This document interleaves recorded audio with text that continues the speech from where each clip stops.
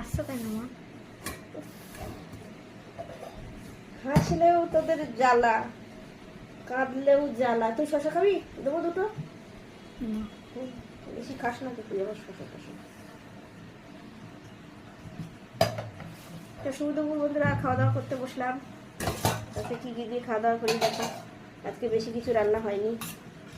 হাসলে কোথায় জ্বালাতন বলেছে? কি হাসলে কোথায় জ্বালাতন বলেছেন? বলছি হাসছো কেন? তোকে দেখে হাসি। এবার তুই এ দেখ, পুঁই শাক দিয়ে দিলাম। আজকে কুমড়োটা হচ্ছে কাঁচা কুমড়ো, ওই জন্য লাল হয়নি। অল্প করেই খাই, ভালো লাগছে না। হাসছে কেন আমি জানি। তোমার জানতে হবে না। বলি কেন?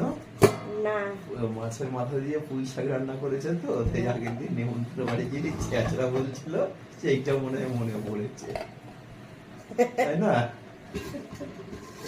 না না, চেঁচড়া নেবেন। এই যে আর করেছি এই যে মাংস, চিকেন আলু দিয়ে ঝোল। আর করেছি আমের চাটনি, এই যে গাঢ় গাঢ় আমের চাটনি। তো খাওয়া দাওয়া শুরু করি। খেয়ে দেখ কেমন হয়েছে। খাচ্ছি। খা।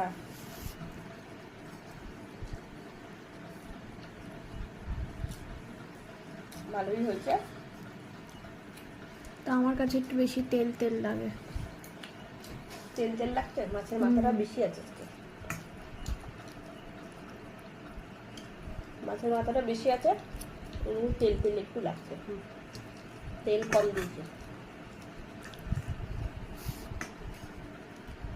ডাটা দেয়নি তোকে, ডাটা খাবি না বলে।